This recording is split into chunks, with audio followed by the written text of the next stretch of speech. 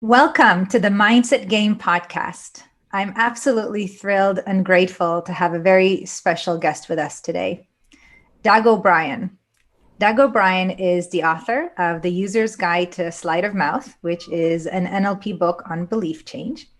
He's also a certified trainer of hypnosis, as well as a certified trainer of the Havening techniques, and a master trainer of NLP, which is neuro-linguistic programming, as well. He is based in New York City. And as a hypnotherapist, Doug, has helped found the Department of Complementary Medicine at Columbia-Presbyterian Hospital in the 1990s under the one and only Dr. Oz, where he provided pre-surgical hypnosis to cardiac patients. And by the way, let me pause there and say, wow, that's so cool. And I certainly would love to hear more about that as well if we get a chance. As a seminar leader, Doug has traveled the world teaching Neo-Ericksonian hypnosis, Sleight of Mouth, the Havening techniques, and storytelling. In fact, he's the author of the forthcoming book, The Storyteller's Handbook. Now, I want to let our listeners know that Doug is truly an expert in his field. I got to first get to know Doug from his book, Sleight of Mouth, the User's Guide to Sleight of Mouth, when I was trained in NLP and was first introduced to this modality, and got to see Doug again when I was trained in the Havening techniques. I was lucky enough to have Doug as one of my facilitators in a breakout session, and Doug is really had a pretty phenomenal background. He worked as a master trainer for the Anthony Robbins training company. And actually, Tony Robbins said some pretty cool things about you. Would it be all right if I shared this? Okay. I just think it's so if my cool. head hasn't swollen well enough. Well, it's all well deserved. And what he wrote is, Tony Robbins wrote, there are only a handful of people in the country whom I have personally trained and I'm totally confident in recommending. And Doug O'Brien is one of those few. Dr. Oz has said, I heartily and unequivocally recommend Doug O'Brien as a practitioner of hypnotherapy and guided imagery. His skills and knowledge in this area are first rate. Doug, thank you so much for being with us today. My pleasure. Thank you. I could sit here all day and just listen to all that praise. Yeah, and I could sit here all day and share it because it's well earned, really.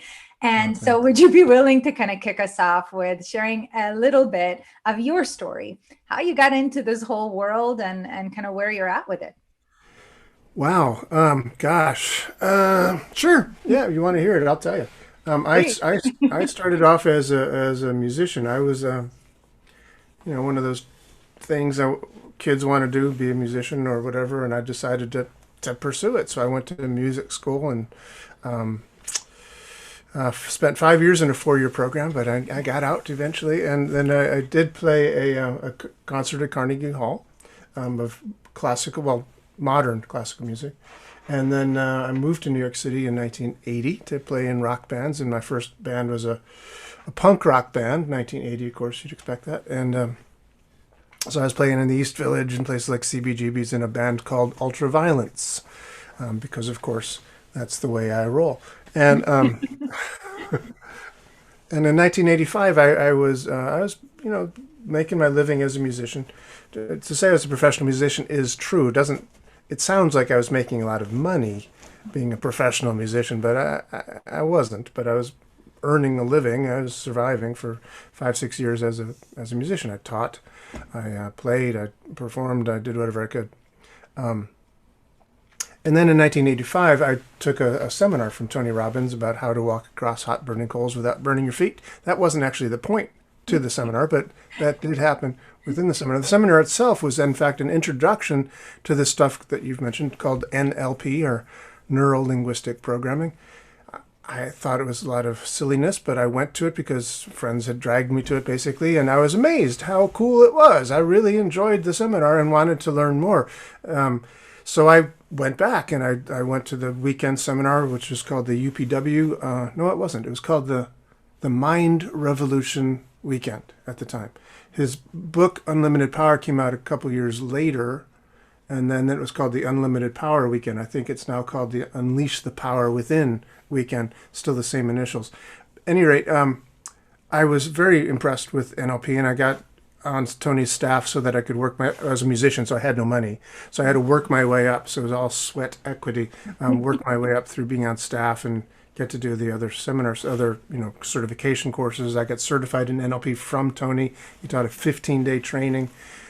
In that training, he brought people like Robert Dilts. He brought Richard Bandler, the creator of NLP. Robert Dilts, the creator of Sleight of Mouth, by the way, and a co-developer of NLP. He brought Dave Dobson, who did this sort of Ericksonian hypnosis kind of presentation. Remarkable people. And I was amazed because they were doing NLP in a way that was totally different from Tony. And I had, like many people, sort of thought you had to be like Tony to do that stuff. But, Bandler is not anything like Tony. Robert Dilts is not anything like Tony. And it's like, wow, this is so cool. I didn't know that was a possibility. So I went and I studied with those guys too. As much as I was able to, I got in seminars of people who would take me. So I studied with Dobson, I studied with Dilts, I got my master practitioner with Dilts, trainer's training from Bandler. But it was pretty heady times. It was pretty wonderful and amazing time to be working with these people who, I didn't know, but now that I look back on it, they were, pretty like Mount Rushmores of the NLP world. They were my teachers.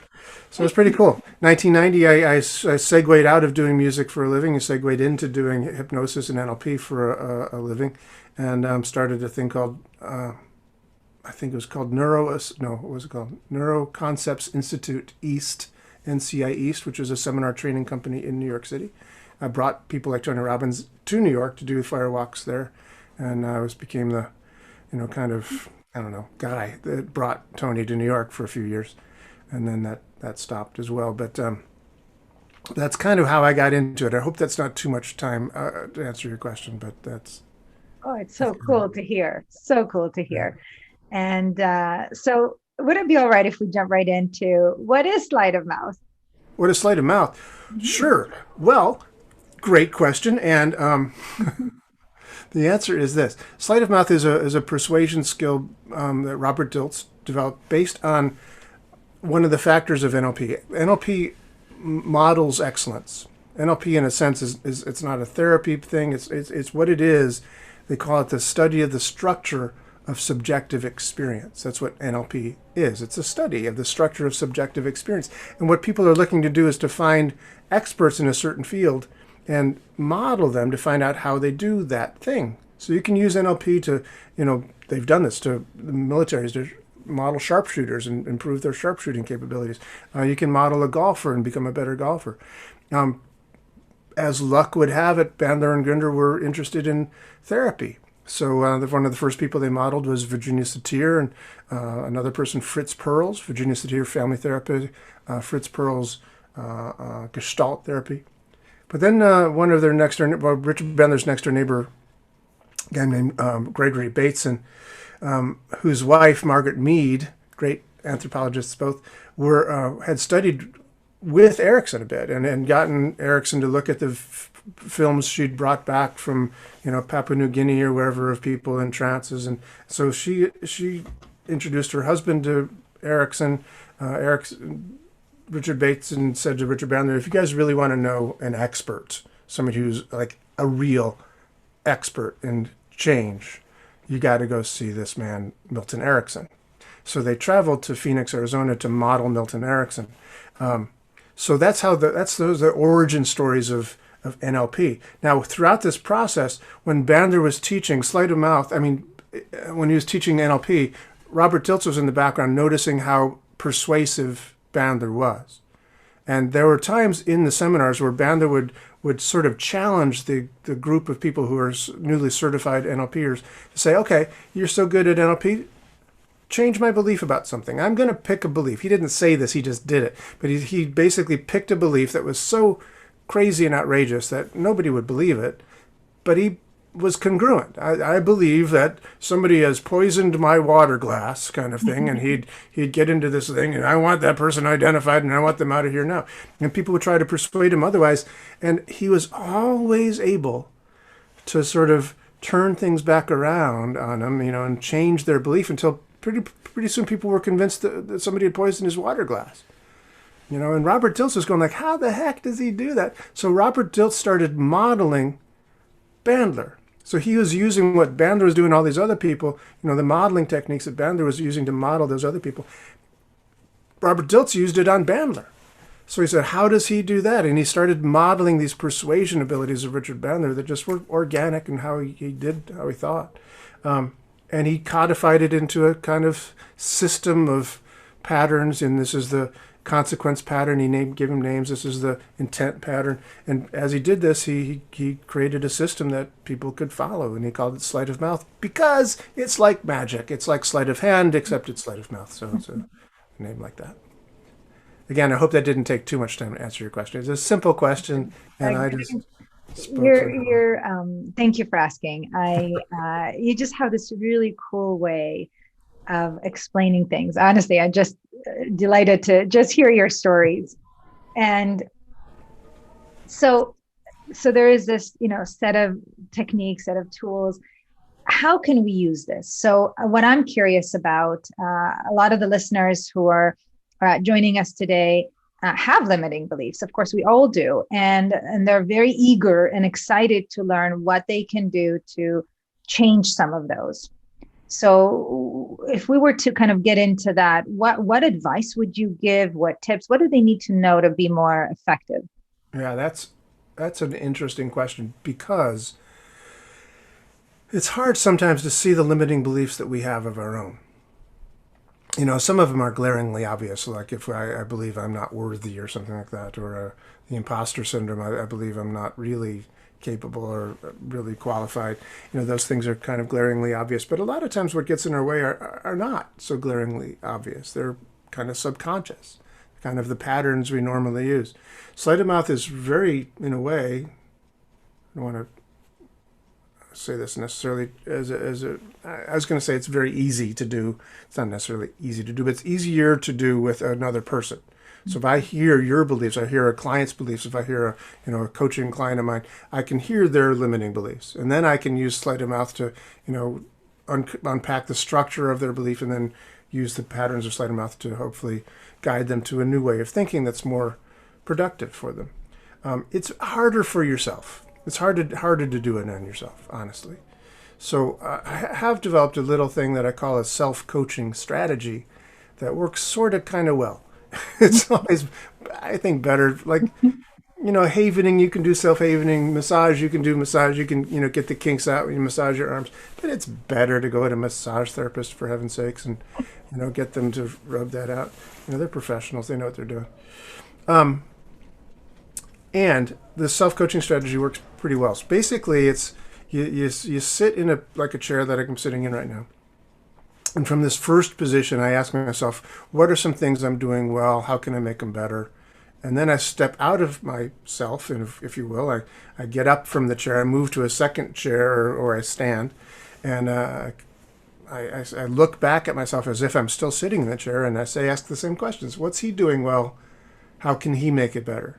But it's a very curious thing about stepping into a different spot on the floor, even though it's still you, looking at an imaginary you. But when you ask the question in the second person, sometimes you get very different answers, right? So when you start doing this, perceptual position thing, it can be very instructive.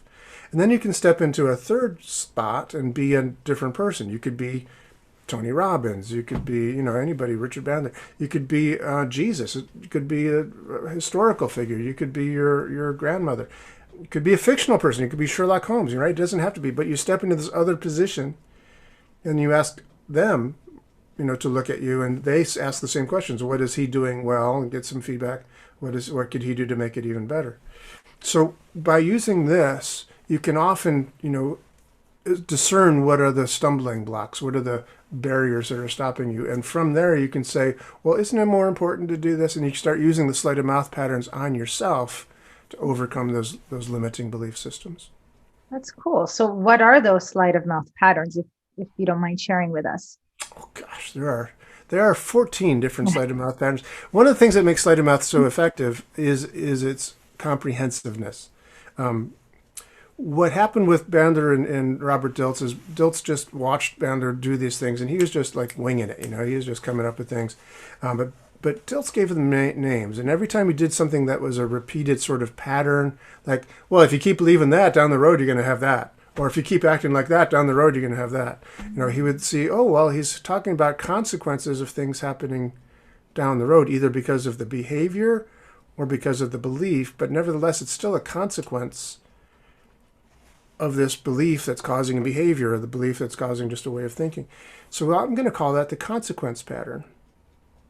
And then he thought, okay, well, Bandler is also saying things like, listen, I know your intention is to prevent false hope, but you're preventing any hope at all. So he said, well, he's often doing that same sort of intention thing. So I'm going to call that the intent pattern. So when he codified this thing, he created a chart of a placement of all these different, he created an icon to represent it. Kind of like, I often represent it like, when I was a kid, this is a true story. My father had a workbench that had lots of tools, lots of stuff, lots of paint cans, lots of just junk all over it. Nobody could ever find anything on this workbench except my dad, because he knew where he left it, kind of, sort of. And so he'd say, hey, Dad, where's there a Phillips head screwdriver? And he'd say, give me a minute. And he'd rumble around through it and he'd pull it out. Amazingly, there it is. And by contrast, my next door neighbor, Mr. Schilt, had one of those workbenches you've probably seen that had a pegboard behind it, that had a diagram, like a outline diagram of every tool he owned on this pegboard, and every tool went in a certain place, and it was like, here's the Phillips head screwdrivers, here's the the whatever saws, and it was amazing. You could always find anything like that, just like that. So that's what Sleight of Mouth is. It is this organized set of tools, because each of these icons is laid out. So you anchor it into place. You say, I know where this tool is. I know where this tool is. So it's these 14 different patterns. I don't think it would be that beneficial for me to go through all of the patterns for you in the short time that we have. Suffice it to say, it's great to have that, because as Abraham Maslow once said, if the only tool you have is a hammer, everything starts looking a lot like a nail. Right? So this gives you a bunch of different tools of ways you can more surgically intervene with a particular belief system. Yeah, thank you. And I know that all of them are in the book as well. And so it's an opportunity for people to check that out. So first of all, let me ask, do you have any limiting beliefs? No, I don't. Right? You're the master of this stuff. It always makes me wonder, like, do you just clean it all up as soon as it shows up? Like, yeah, I got no problem. And by the way, this is water. It's totally not vodka. I swear. I never drink this early. So what do you do when you notice that maybe shouldn't be there showing up? What do you do? Well, again, thank you. That is another great question. I knew this person once. I will not mention any names. She's probably not listening, but there is a woman that I knew in New York City who was a brilliant NLP trainer and practitioner and therapist and whatever you want to call it. But she was a very unhappy person and never really seemed to, I don't know, do any hypnosis or NLP on herself. And I was always wondering, like, why is that? How come she's not happy? Why is she so dysfunctional? And it's harder, I think, like we said before, to do it on yourself. It's harder to do it on yourself. Let's just say it that way. So I make a point, I really do, of working on myself from time to time. As an example, I'm recently teaching an NLP class online, and I taught this thing called the compulsion blowout, which isn't my favorite pattern. I don't use it often with people, but I've used it. It's good. It works. And I realized that, one of the things I've been doing recently was stopping by this. By the way, you said that I'm centered in New York City. That's not exactly true anymore since COVID started in March of last year. I don't know when people will be listening to this thing, but let's just say in 2020, about a year ago from when we're recording this, my wife and I moved up to a little country house in upstate New York, upstate compared to New York City, not very far upstate, but in Ulster County. And that's, you can, them in my living room here, at least it looks like I am. It's a virtual background, but that is my living room that you see there. And it's a very small little house. But I don't know, I got distracted there for a second. What was I talking about? We were talking about Oh, yeah, I know. compulsion blowout. I was teaching a class. So one of the things I've been doing up here in the country is I stopped by this place, great little place called Davenport Farms, roadside stand sort of thing, and they got great pastries and things in there and nice coffee and stuff. So every time I go by, it's like the car is somehow there's a tractor beam that pulls me into the parking lot, and I go in there, and I've been getting a little chunky, getting a little fat here, with the COVID-19 or 20 or 25, gaining some weight. So realizing that this had become kind of a compulsion to get these amazingly delicious little apple turnover things, usually two with a cup of coffee, and so I decided, you know what, I'm gonna do this technique on myself and see how it goes. Just do it. So I dialed it up and did the compulsion blowout. I know how to do it. And it worked. So I haven't had one of those in a long time now. It's kind of neat. So yeah, I make a point. I do havening as an example. You mentioned the havening techniques. I do some havening every day. You mentioned heart math. I do that too. I do stuff every day. For a long time when I was really studying Ericksonian hypnosis and really attempting to, get better and better at that, I made it a point to do hypnosis every day. As I learned from Stephen Gilligan, one of my teachers, he said that he had done this, so I did it myself. I made a rule, said no trance, no breakfast. I would do self-hypnosis every morning, partially because I was aware of a quote from Milton Erickson that said people become patients, people become in need of therapy, basically. So people become patients because they're out of rapport with their own unconscious mind. So I said, well, I'm going to not do that. I'm going to have a deeper sense of rapport with my unconscious mind. I'm going to give it an opportunity to drive the bus every day for at least a little while. So I'll go into trance. I'll do self-hypnosis and, put things into the wheelhouse, if you will, of my unconscious and let things develop from there. So I think people need to have that. I think we need to have self-care. I think we need to do that. I mean, I run or walk every day. I do the best that I can to use what I know for self-care. And I think it's really important as a coach to do that. I also, by the way, have a coach. I think it's very important for coaches to have coaches and therapists to have a therapist and stuff like that. Yeah. Thank you for sharing that. It's kind of neat to hear that, of course, we all have our own things, and it really is a practice of what do we do. And there's so many tools out there. So what would you recommend to somebody listening who maybe is struggling with something, maybe stuck on something, kind of hard on themselves? What can they do to feel better? I guess I know it's a very general question, and there's so many tools in your toolbox. Yeah, what would you recommend for someone to be able to start, if they wanted to start it on their own? What if anything, could they do? Could you narrow it down a little bit more? Of course. Yeah. So let's say somebody wants to create a change in their life. Maybe it is like losing weight, or maybe it is that they want to, get a new job. Maybe they're unfulfilled and they want to explore other options and they feel kind of stuck. What can help them to kind of build momentum towards change? Okay. Yeah. Without real specifics, it's hard for me to lay out a certain particular strategy. Interestingly, one of the things about NLP and Ericksonian hypnosis, of course, they're very related because Bandler and Gunder, the NLP guys, modeled Milton Erickson. So much of what we think of as NLP is kind of derived from Ericksonian hypnosis. But one of the really important things about both those modalities, both those therapies, if you will, is that it's client-centered. It's a bit of a myth, but nevertheless sort of kind of true that Erickson never worked in the same way with different people. He always had something new. Always worked differently with different people.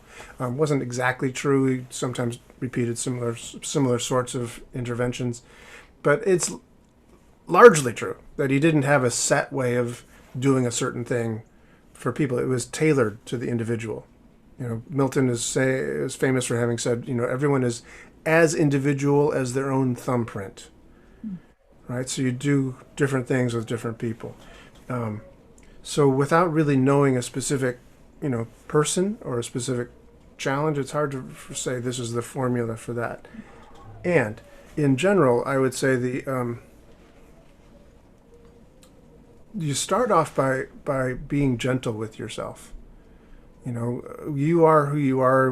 People are who they are because of the past has led them to today. And there's been challenges and there's been things. And, I'm okay where I am.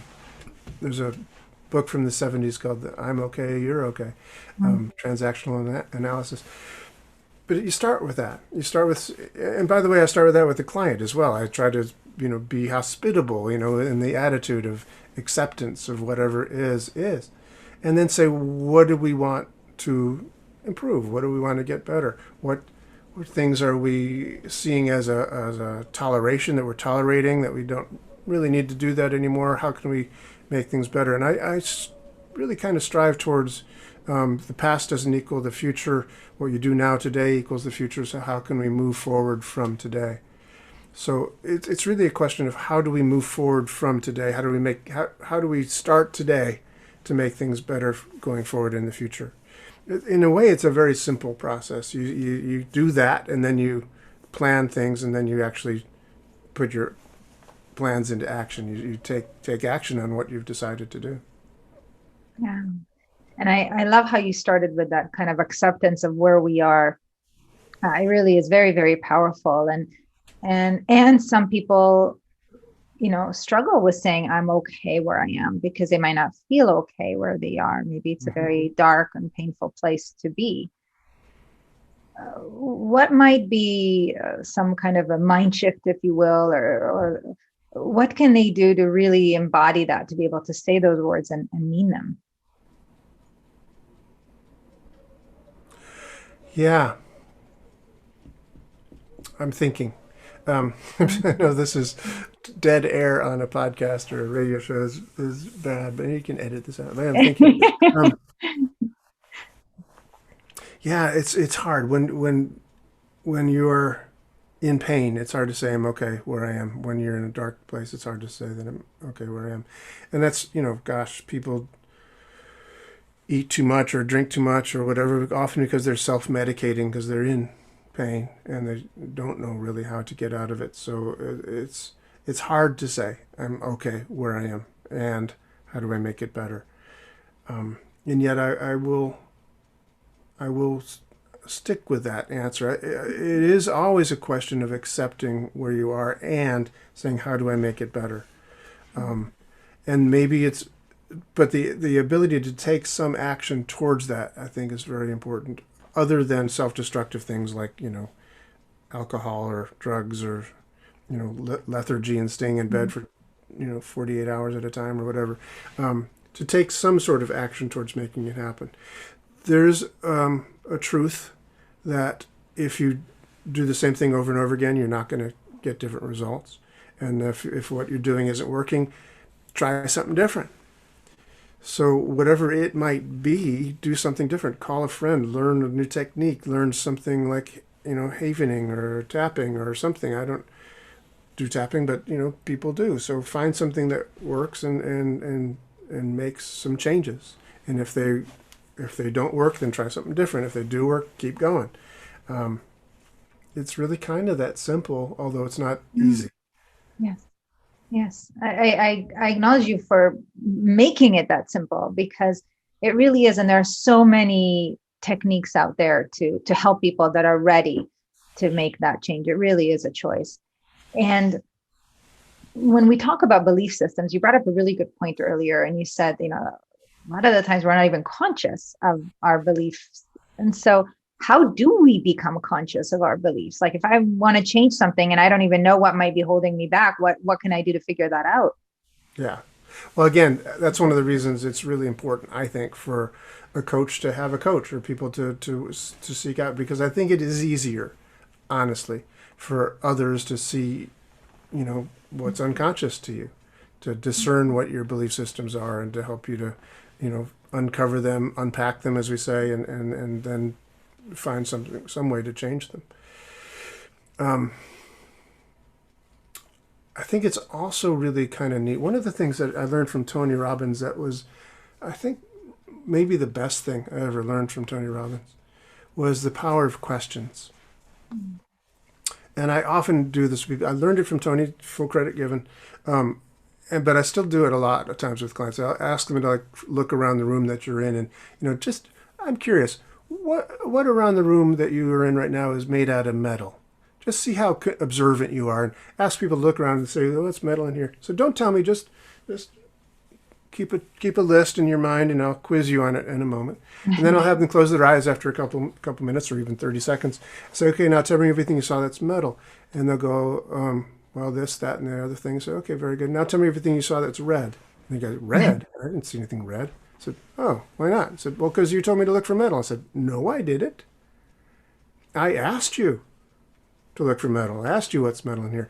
And the point is, what you ask yourself determines your focus. And what you focus on kind of is your reality, your personal reality for yourself. If you ask, what am I bad at? Well, why does nobody love me? What did I do to deserve this? Those kind of habitual questions that people ask themselves. Well, guess what? Your brain is a question answering device. It will find answers for those questions if you ask them. What did I do to deserve this? Well, let me see. It comes up with this litany of reasons why you deserved. And maybe they're wrong, right? But you believe them because you've heard them half your life or all of your life or whatever. Some of the greatest hypnotists in the world are not hypnotists. They're parents and teachers, priests and stuff, right? They're amateurs, but they're effective, right? And your dad might have once said to you, "Oh, you never amount to anything. You're so clumsy." Maybe you've heard it, from day 1 to day 21, a million times a day or a week or whatever. And, what are you going to do? Not believe it? It's hard to not believe it if that amateur hypnotist has been saying it for so long. It becomes a post-hypnotic suggestion. So a lot of times in hypnosis, I think I'm de-hypnotizing people rather than hypnotizing them, trying to get rid of all this old programming. But I think one of the things that people can really do is they can set aside time to ask themselves good questions, like, what's great about this? What's not perfect yet? What am I willing to do to make it the way I want it? What am I willing to stop doing? Old patterns. What am I willing to not do to make it the way I want it? How can I have fun doing these things that are necessary to make it the way I want it? How can I enjoy the process? Those are good questions. What am I happy about? Why does that make me happy? How does it make me feel? That's a great little series of questions. Yeah, thank you. And isn't it amazing how such a simple thing as asking ourselves questions can completely change our focus, and all of a sudden we see things we didn't see before. Yeah. So I just had an idea, and I'm wondering if you're open to play for a couple of minutes. Sure. So I completed a manuscript for a book last night, and I realized that I have a little bit of a limiting belief. And I'm wondering if you'd be willing to play with me, maybe do some sleight of mouth. Well, we'll give it a go. Congratulations on completing the manuscript. That's awesome. Thank you. Tell me about it. So, the belief that I have that I didn't even really think about until we started together was that I don't believe that. Even though I really truly want to one day be a New York Times bestselling author, I don't believe that I'm a good writer. Wow. I wish that wasn't true, but it is right now. So one of the first things one must do in order to change a belief is to find out what is it really that you believe. So there's a structure to belief. I won't go into the details of this. It's in the book, but there's a structure, a 3-part structure to every belief, although they rarely present themselves that way. Usually they just come out like you just said, "I'm not a good writer," or whatever. But there's always an if, then, and a means structure, a 3-part structure to every belief. So I need to find out more of what that structure is before I can do anything sleight of mouth wise, at least with any sort of precision. So, gosh, say that again. You don't believe you're a good writer? Somebody who's just finished a manuscript for a book, you think you're not a good writer? Is that what you said? It's like it takes me a long time, and I'm not sure if I write really well. I know I speak better, or it's more easy for me to speak than it is to write. And, and I question it. I rewrote a bunch of stuff last night again before submitting it. And it's like, I truly, there's a part of me that doesn't believe that I can really do that I'm really good enough to, as a, maybe if I hire, a ghostwriter or something, that when I speak it, they can write it well, but I don't believe that I can do that myself. And that's because it takes a long time and you question yourself when you're doing it. Yeah, it doesn't come like naturally. I rewrite a lot of times. It's just hard for me. Yeah, and it takes a lot of time. If it doesn't come easily and naturally, that means you're not good at it? Yes. Okay. So, is there anything that you've ever taken time to learn and you've gotten very, very good at? Like, are you a good cook? Are you a good bicycle rider? Are you good at anything that at first you weren't good at? I would say maybe because we were talking about speaking a moment ago, I would say it's easier for me these days to speak or train than it used to be. It used to be. Well, that's pretty neat. And what got better at it? How did you get better at that? A lot of practice, Toastmasters, and a lot of practice, a lot of feedback. Mm-hmm. Cool. Yeah. So don't you think it's the same way with writing then? My head is saying, of course it is, but my heart is like, no, yes, you can get better, but you really won't. It will never come natural. Okay. So it's the question of coming naturally. If it comes naturally, you're good. If it doesn't come naturally, that you're not good? Yes. So if it comes naturally, then you're good at it. And if it doesn't come naturally, then you're not good at it. Well, gosh, then I would never have been a musician. I swear to God, I worked so hard. When I was a music major in college, there were kids that would start, I suffered through freshman year, and then I'd starting my sophomore year thinking, okay, this will be better. And then there's some freshman kids that come in there that could play me under the table with their eyes closed. It was amazing. And I just said, oh, I should just quit now. But no, you don't quit now. You keep going. So what I'm looking to do here, just as an outframe for a moment with Sleight of Mouth, is I did my best to unpack the belief to an extent. I didn't get all three parts, but I got a pretty good notion of what the belief is. And now I'm presenting evidence to the contrary. So this is called a counterexample part. That's a Sleight of Mouth thing. And then I'm also going to use some other patterns just for fun within the Sleight of Mouth thing. And when I talk about me being as a musician, that's also a metaphor. So it's a counterexample, but it's a metaphor of me practicing the piano and getting really good at it over time, because it did not come naturally. But you get better and better at it every time. People who are good at something work at it. It doesn't come naturally. They work at it. You've probably read books by people talking about, Blink or whatever it's called. I've forgotten which of those books talks about, by Malcolm Gladwell, about it takes 10,000 hours to do something. I remember at my senior recital, this woman, a friend of my mother's, came up to me and was like, oh my God, that was so beautiful. I'd give anything to play like you. And I said, really? He said, yes, I'd give anything to play like you. I said, all right, well, here's what you do.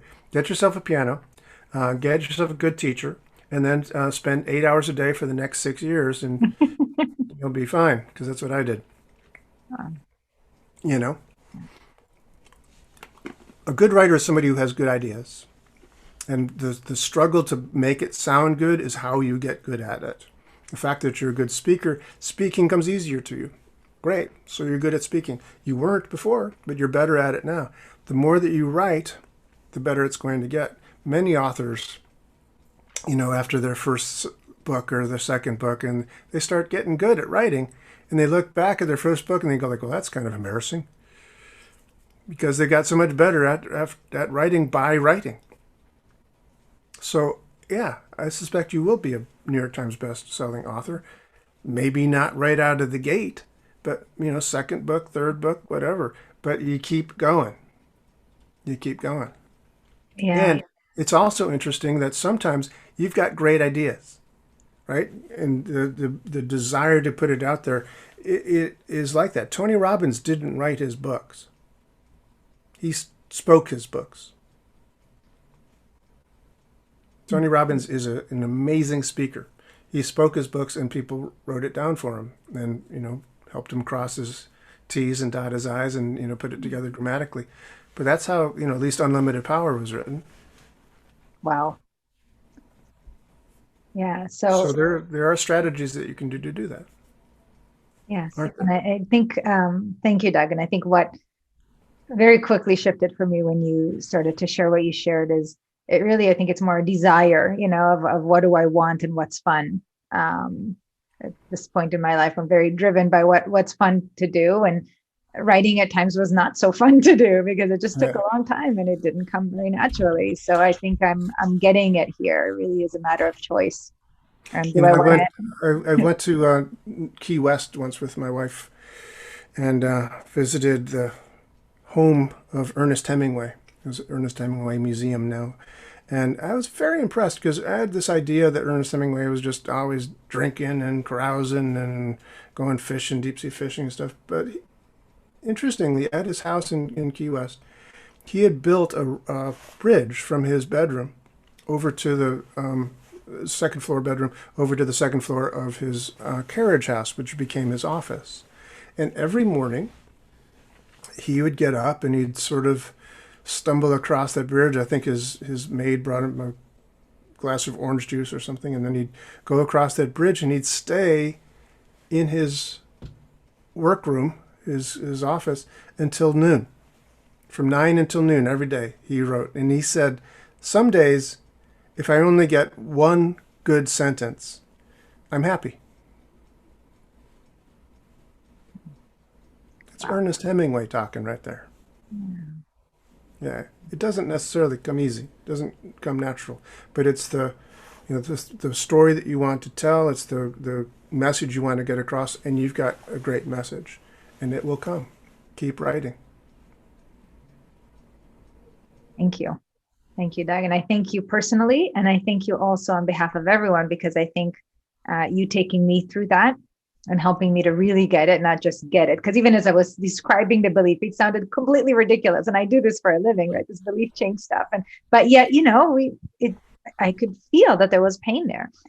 And not anymore, because now I get that it really is a choice and there are options. And yes. It doesn't mean, that I can't do it. Of course, I can do anything.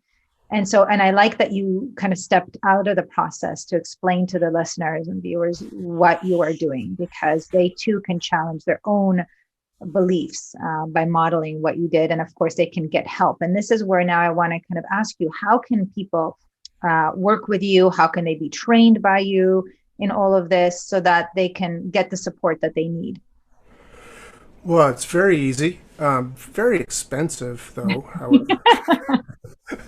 I may be easy, but I ain't cheap. No,